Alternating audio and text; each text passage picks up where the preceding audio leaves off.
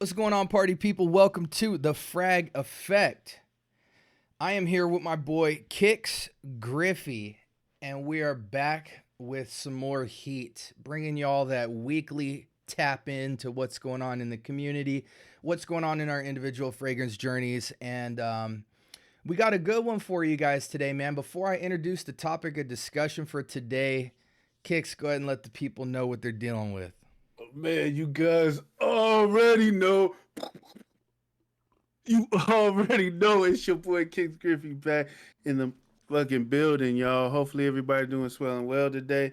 We back at it like some act addicts. And we about to get into this topic and discussion. Thank you, SB, for allowing me to be back on the show again, man. Let's go.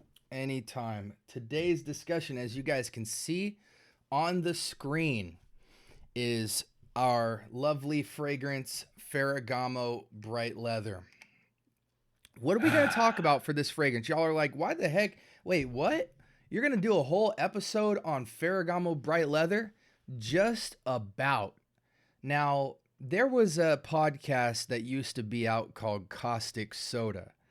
And in this podcast, people would give the show hosts, which were previous comedians, directors, there was like three guys, and people would give them topics that were like one word topic or one phrase topics like evil twins or elephants or atomic bombs, um, toxic world history, like just a bunch of random topics. And they would have to make an entire podcast out of that simple topic and give you history, fun facts, and they would sprinkle kind of comedic undertones and react to the information that they were reading.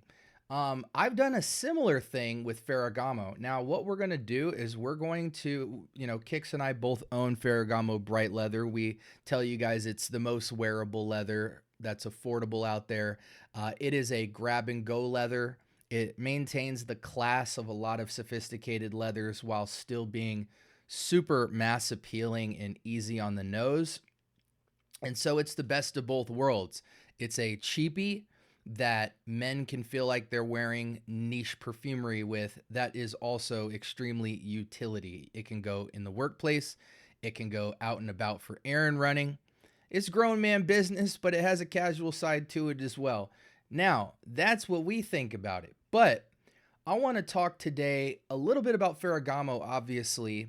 And before we get to our kind of initial impressions, spray it on the test strip, spray it on skin, etc., I want to give you guys a little bit of history on Ferragamo as a house and what role Ferragamo's bright leather plays in the lineup of fragrances and to the brand of Ferragamo as a whole. And we're just going to react to this information.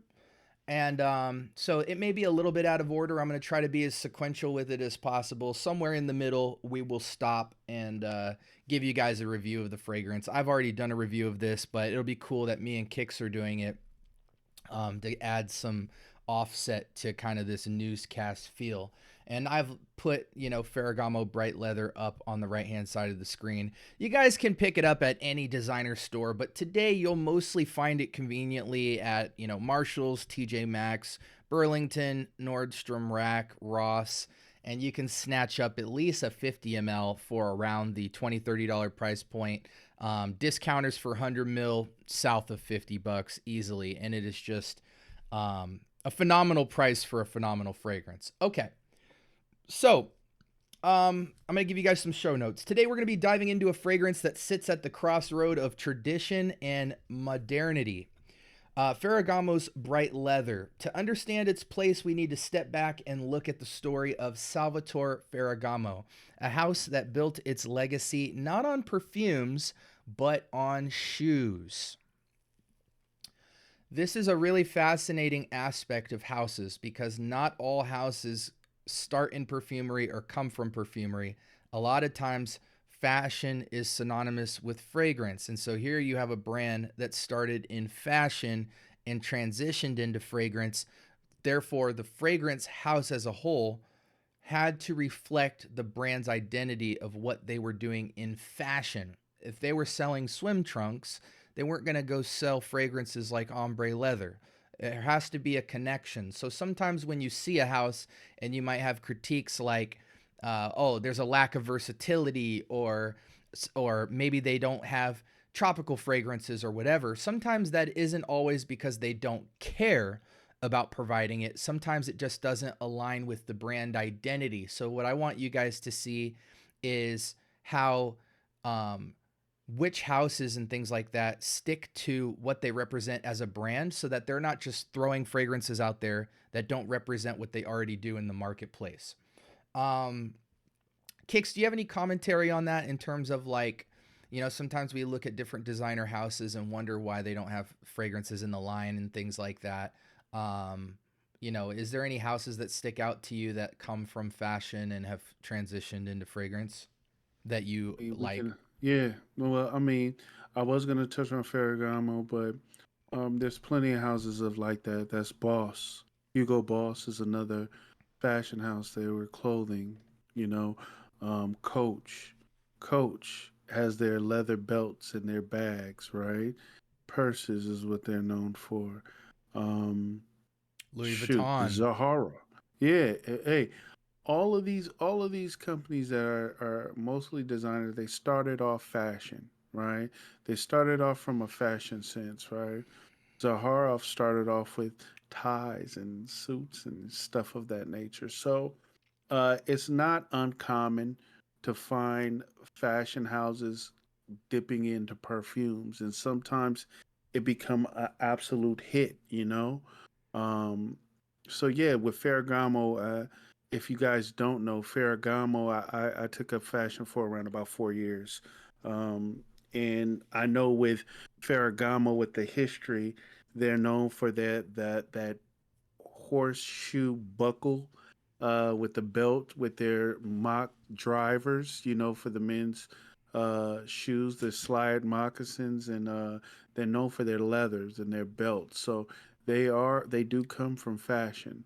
Um, if you guys are not aware, that insignia, this horseshoe piece, that's what they're known for. It's like their branding. So yeah, besides that, yeah, it's not uncommon to see fashion houses dip into perfumes.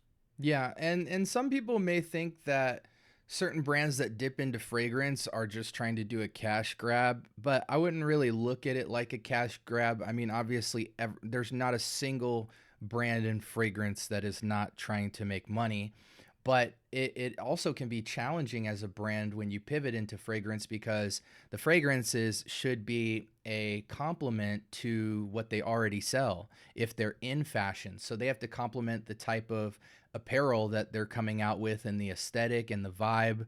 Abercrombie and Fitch, those fragrances were for, kind of this preppy popular feel. And so I really think that they nailed a lot of that in the DNAs that they were able to come up with, in terms of people being able to put on the fragrance and connect and build upon the connection that they already had with that brand. So let's talk a little bit Correct. about the house of Salvatore Ferragamo as far as origins are concerned. So, founded by Salvatore Ferragamo in 1898 to 1960. He was an Mm. Italian shoemaker who immigrated to the US in the early 20th century. He opened a shoe shop in California and quickly became the shoemaker of the stars, the celebrities.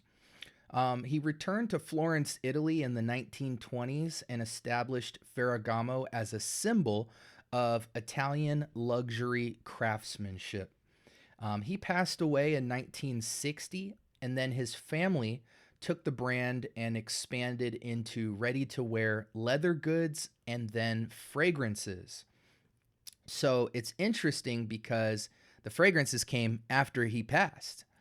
And so talk about a risk where the family wanted to expand the brand, but also kind of had to be, that's a heavy weight, in the light of someone's passing success with their brand. Now they're going to go into a different industry and try to carry that baton. That could have been an utter failure or a success.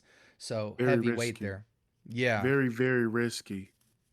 So now let's talk about Ferragamo and fragrance that came into play in the mid to late 1900s. So the first fragrance was launched in the 1990s. So late 1900s. This would have been me as a kid. And then fragrances carry the brand DNA. Sorry, this is the brand DNA of the fragrances. So Italian lifestyle, leathercraft, and understated elegance, which would make sense in dealing with boots and leather and things like that. It's elegant, effortless sophistication, grown but fashionable. Perfume became a way to extend Ferragamo's reach beyond fashion. Okay, now let's talk about the collection. We're going to start with the 2020s. So the Ferragamo Man Collection. Actually, hold on a quick second. Let me look over this show notes in terms of releases.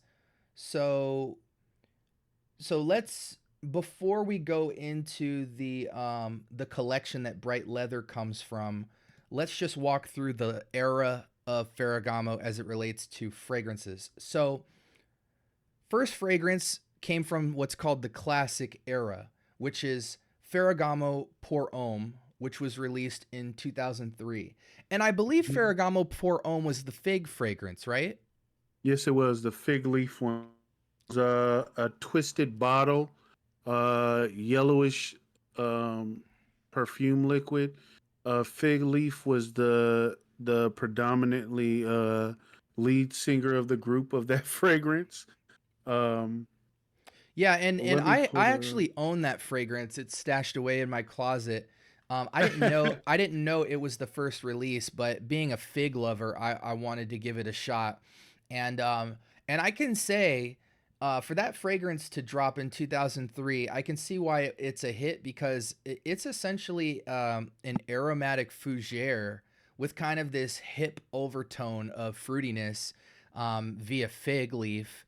The fig leaf does have like a sweetness, but I would say it's like an airy, aromatic, light tone, sophisticated fig, not like a juicy, fruity, tooty fig. So this No, was more classified. herbaceous. More. Sorry, I Absolutely. didn't mean to cut off. You cut you off. Go ahead. No, you're good. So it was elegant, aromatic fougere, and they wanted you to think timeless Italian tailoring. Mm. Right after that release in 2003, we have F by Ferragamo Pour Homme, which was 2007, which was a spicy, clean dress shirt kind of scent. And then F Black in 2009. All of these fragrances you can find in your rack stores these days. So F Black was a cult favorite. This really hit it off, and it was a sweet lavender tonka with a modern edge. Fast forward to 2016 because essentially those three fragrances rode them out in the early 2000s off the backbone success of F Black and then everybody kind of going back and checking out F and Pour Homme. Now you have the Mm-hmm. Uomo line in 2016. So this would have been Uomo, Uomo Casual Life, and Uomo Signature. This was for the original Uomo. You have a sweet gourmand tiramisu in a bottle with kind of this Italian charisma. Casual Life is this fresher, minty take on Uomo. It's a relaxed weekend vibe. And then Uomo Signature, which a lot of you guys know about in 2018, was a dark, leathery coffee gourmand. And it was for like an evening sophistication vibe. And that reminds me somewhat of like I just watched a documentary on the Angel Man series. And Mm. so there were different eras in fragrance where certain notes ran gambit. And in the early 2000s, you had a gourmand era where people were kind of in a gold rush for different things gourmand. Coffee was definitely one. I know the Angel Man series had a coffee fragrance. And so Mm. it's a hard note to pull off because who back then the question was who really wants to smell like coffee. So to take a coffee, Exactly. you want to drink coffee, you want to smell it in the air, but you might not necessarily want to wear that. So making a coffee Correct. fragrance would have been daring, but they did this in 2018. So they would have Mhm. had a lot of good backbone influence as far as how they made that. So fast forward into the Ferragamo Man line in 2020. Now we're getting super recent. You have Ferragamo. The Man line is where we get bright leather. And so this is the original Ferragamo 2020. Then you have Ferragamo Intense Leather in 2021, Ferragamo Mm. Bright Leather in 2022, so just 3 years ago, and then Ferragamo Spicy Leather, all of which, we're very familiar with. And then you even had, I believe, Red Leather, right? Red leather actually came out in 2024. Okay. Yeah, so that would Hmm. have been during the same era though, for sure. Um, Hmm. and so let's stop right there real quick. And this is the line of leather heavy scents. And man, what a great line, right? Because guys our age, me being in my upper 30s, kicks around his 40s, um, the hard thing about this age is we want to smell grown, but we still want kind of this light, airy, aromatic sense in terms of daily drivers, that you still get all of the benefits of complexity and sophistication, but it doesn't wear on skin like syrup. Those type of scents we're reserving for super cold weather, super windy weather, Hmm. seasons, nighttime, date night, stuff like that. Daily driver sophisticated scents that don't wear super damp sometimes can be hard to find, and ones that just feel modern still, that fit with the times. And so let's take a quick stop on Bright Leather, which came out 3 years ago, and give this an Hmm. initial impressions. Okay, let's do it. Let's do it. And I'll put it on skin for the episode. Here we This go. leather line Here is we very go. unique. I think it gets overlooked a lot. I feel like the hype today is a lot about Tom Ford's leathers, Tuscan leather, ombre leather, Eau de ombre leather. You have some other leather infused type of scents. But man, talk about just an amazing, affordable leather line that's super modern feeling. And I've smelled all of these intense, bright, spicy red and bright leather. And gosh, the fact that you can get all of these today in Rack Store is insane. What are some of your thoughts on the initial impression of this scent? This fragrance, Ferragamo went against the barrier. Before bright leather, before the leather line, we are used to a harsh, not harsh, but more robust leather, cowhide almost, Right. that leather coat. And what Ferragamo did, they went against the grain and they gave you a blonde leather. A leather that was very fresh and somewhat intriguing, that you can wear universally, a utility type of fragrance that you can wear in multiple seasons. A leather for leather lovers and non-leather lovers. Understand, I'm a person that didn't like leather at the beginning, and this was a wonderful introduction on coming into leather. And Ferragamo was calculated, and they did something different that the fragrance space of designer with leather hasn't done yet, and they did it. This is a sneak this is a sneak up on you aha leather, meaning if somebody didn't wear leather fragrances at all and you gave it to them to smell it, they wouldn't necessarily know that leather is in it. You'd be like, by the way, that's a leather fragrance? Oh shoot, it is. That's kind of that sophistication that I get. They just doused this leather in citrus, and then it's kind of almost an inside out leather, where the white leather is so almost not leather, but still very much so. Um, I'm going to tell you guys something that not a lot of people talk about. So, this is a sunshine, bright citrus, juicy white leather. Perfectly Um, put. about 60-40, with 60 being on the citrus, 40 being on the leather. But I'm going to tell you why it's not just every grapefruit, lime, lemon, citrus fragrance. And it's actually not because of the leather, believe it or not. The white leather is a cool spinoff, but there is a different treatment of citrus here.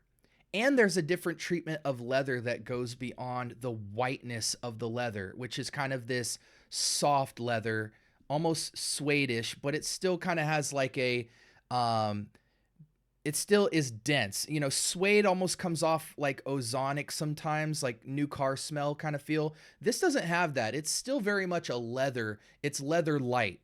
Um, did you want to say something? Oh, go Yeah, ahead.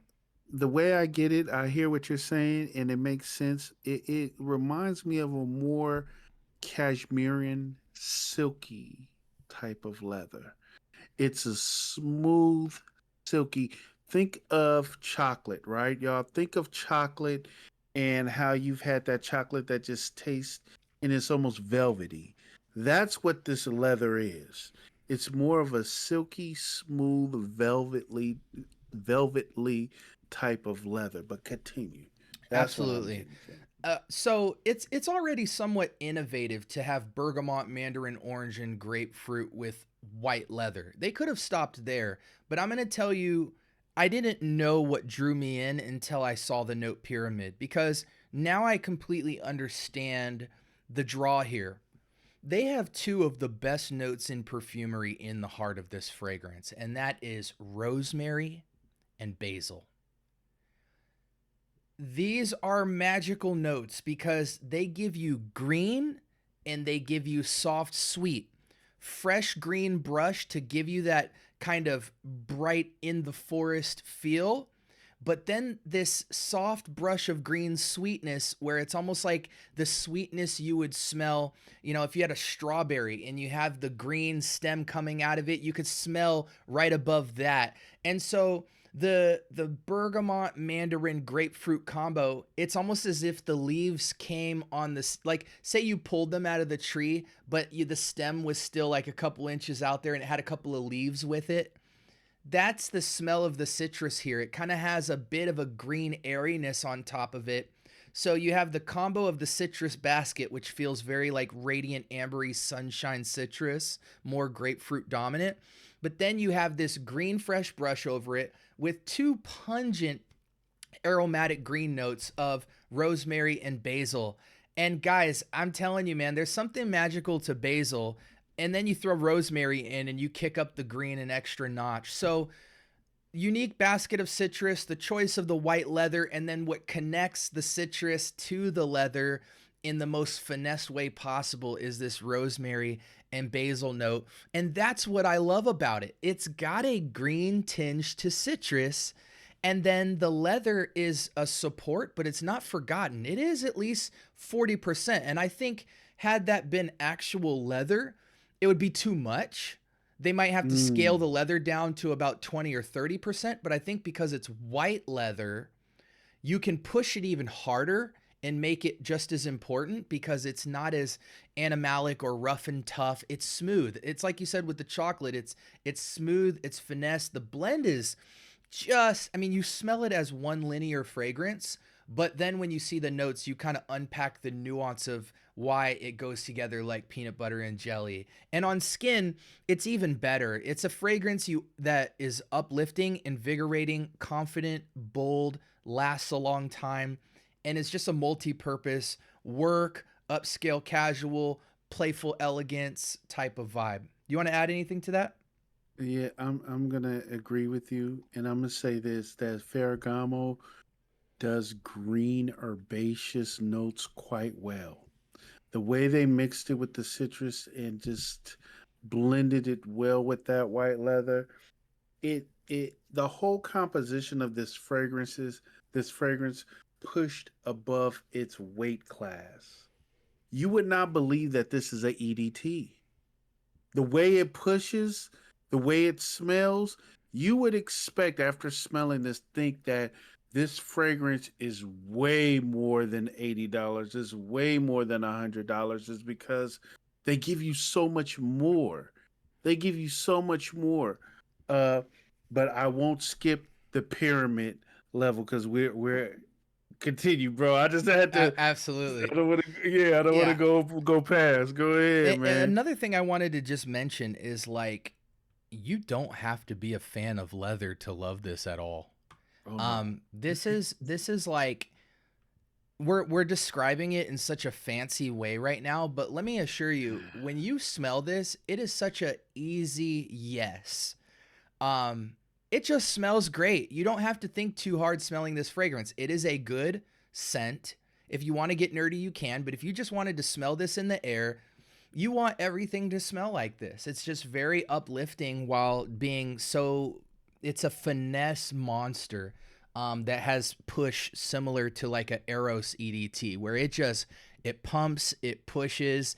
It wears a little bit closer to skin than Eros. It's not a vanillic fragrance, but it does have that surprising longevity, and also just, it's a fragrance you want to spray a lot. It's just absolutely fantastic.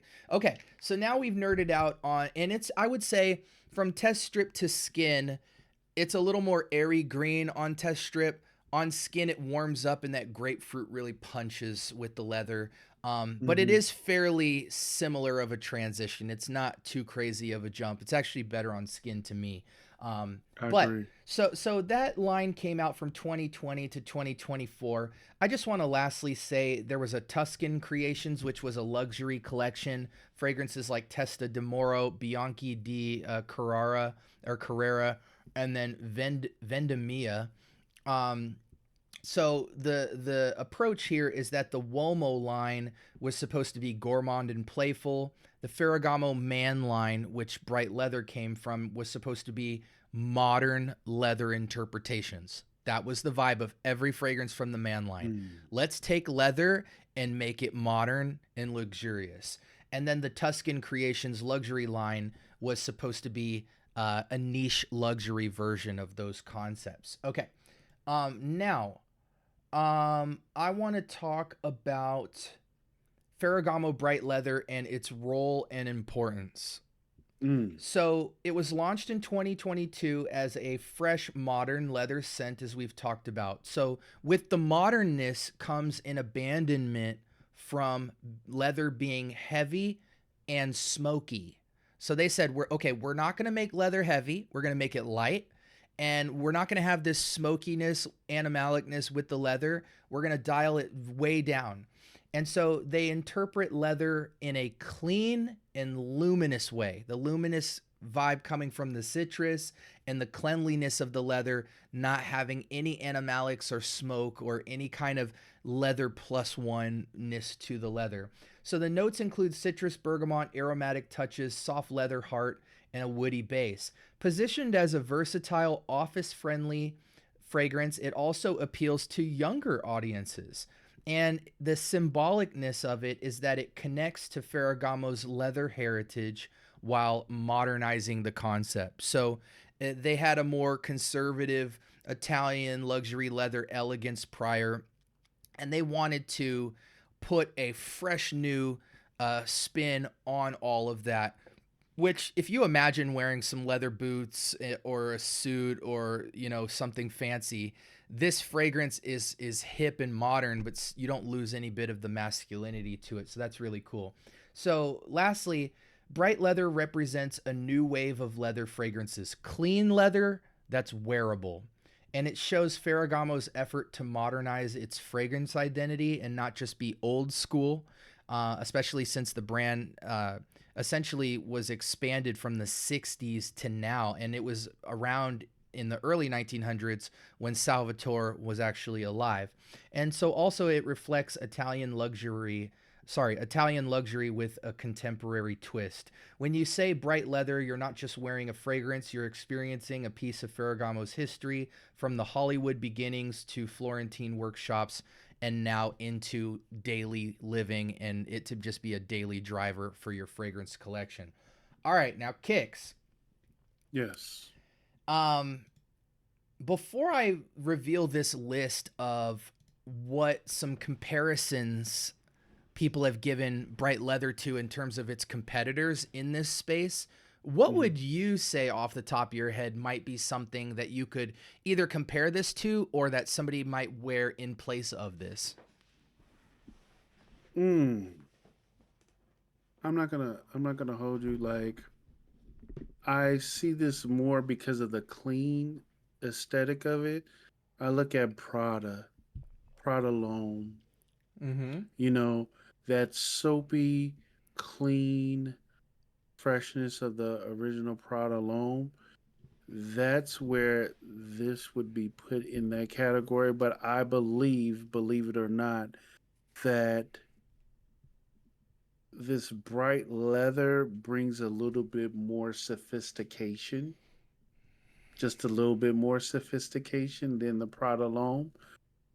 Which Um, leans more clean.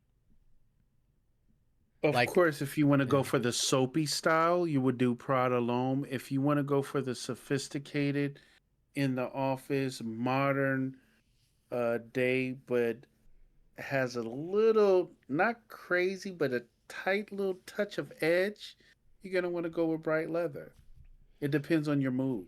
If you want to be soapy clean, then you would go with that. If you wanted to be a little bit more edgy, not too wild, but just a little edgy and still clean with that leather, that bright leather, that blonde leather, and it dries down with a nice, beautiful musk cedar, musk and cedar, you're gonna want to do this. Yeah. So, yeah, that's just what I kind of like put it in the wheelhouse of those two. With this particular one, So that one bright was leather. absolutely a part of my combo. So I took a couple of modern comparisons that this fragrance competes with.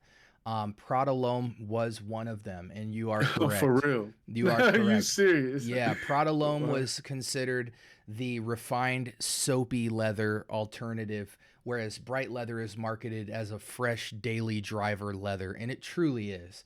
Mm-hmm. That almost seems oxymoronic to a lot of you guys in FragCom. Like, could leather really be used every day? I'm telling you, smell this fragrance. You will, no question. Sometimes you have to see it to believe it. Put your nose on this True. fragrance. You'll be like, yeah, I would wear that every single day. So Yeah, some of no its cap. competitors, Valentino Uomo, which would be a leather. And again, these aren't fragrances that are the same type of leather. These are leather fragrances released around the same time that it was trying to be different from.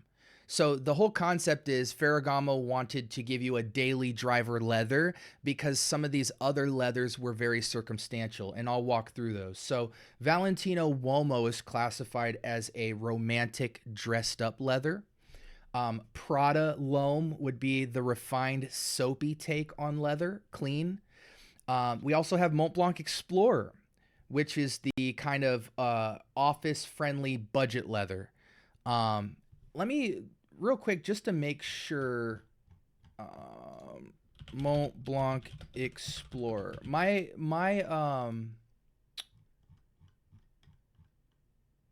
Oh yeah, it is. I just wanted to make sure it wasn't original Mont Blanc Legend. It is Mont Blanc Mm. Explorer, which has a leather heart in it. And this Okay. and this was supposed to be an office friendly budget leather. And then we also have things like Gucci Guilty Absolute, which is a bold niche style leather hearted fragrance. There are more, guys. Um, Again, even in comparison to something you guys are more familiar with, like ombre leather, eau de parfum, ombre leather parfum, eau de ombre leather.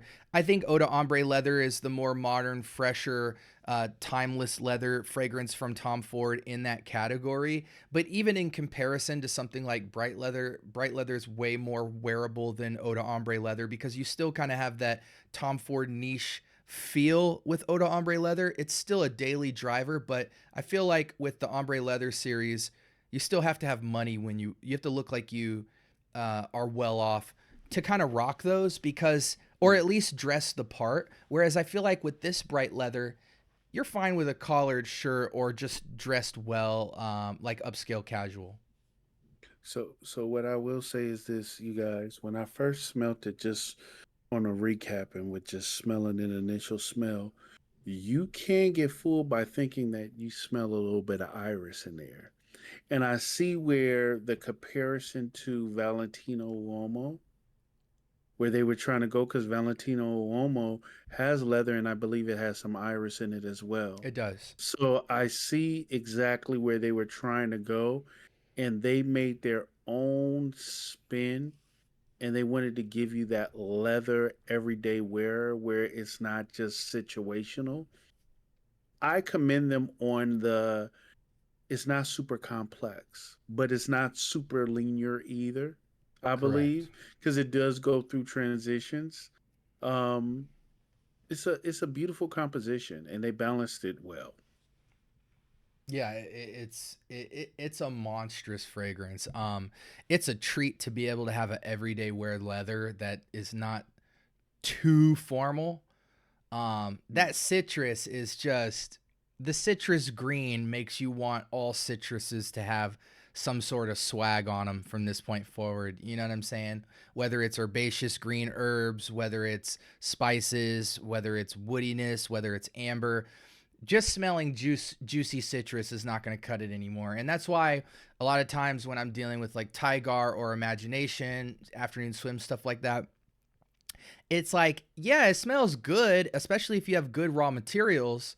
But when you connect those fragrances to a mature base by using, you know, either spices or herbs or green notes and things like that, you really get a more three-dimensional experience. You get this juicy fruit experience, you get this aromatic earthiness, and then you get this like solid, like traditional woody base, which is why I favor like an Elysium or something, because you get the amber, you get the vetiver.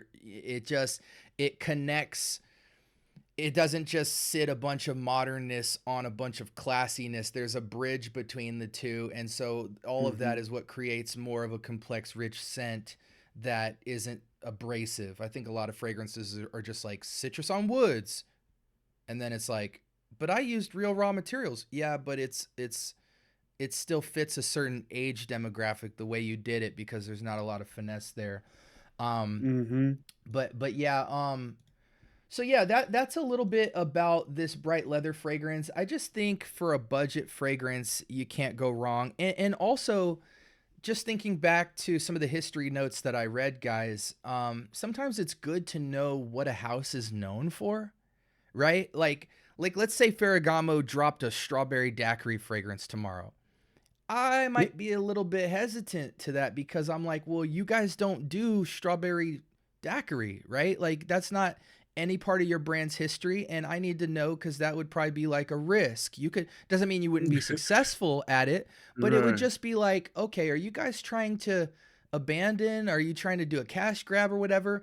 But on the contrary, if I want elegance and I want leathers and I want an Italian aesthetic with my fragrances, knowing that Ferragamo has a history of this that's over 100 years old, now you can think, oh, if I'm dealing with leathers or I'm dealing with Italian luxury, oh, Ferragamo has specialized in this for 100 years. Saying a brand has been around for 100 years is no small feat. You can have some trust and some confidence going in there, and knowing you can find everything. They've exhausted that concept for a very long time and tried to find every nook and cranny of great offering. Louis V. With their modern hipness, always trying to appeal to the youth and just bringing baskets of citruses and aquatics and playful, expensive, playful luxury is their bag. So that's why they have just all their offerings kind of have this playful richness to them. And so it's cool to see how deep Ferragamo's bag was, because it's clear that almost everything they've done has truly had some sort of a leather feel influence infused into their releases. And it's also interesting just to note that 1, 2, 3, 4, 5, 6, 7, 8, 9, 10. They've had less than like 12 releases in this entire time.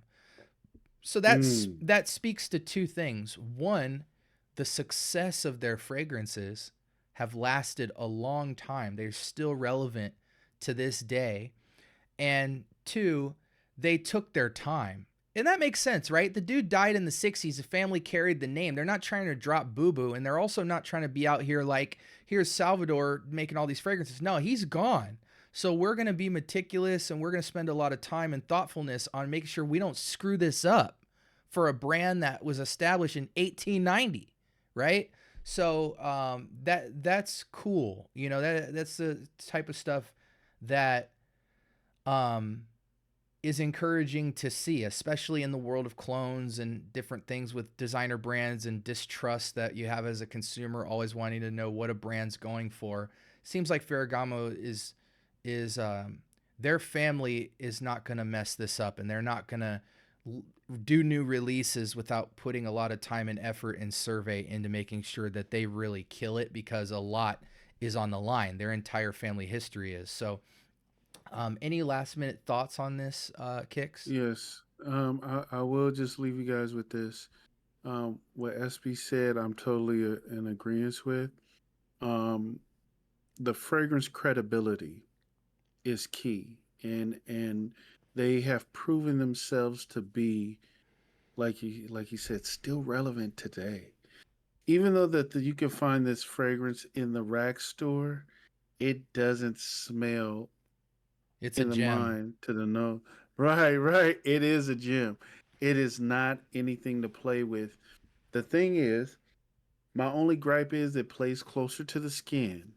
It's an EDT. I would love for it to project a little bit more aromatic like it does on paper on skin, but you know how that goes. If you guys know, you should already know that it's going to react with your body chemistry and whatnot. But overall, this is a solid fragrance.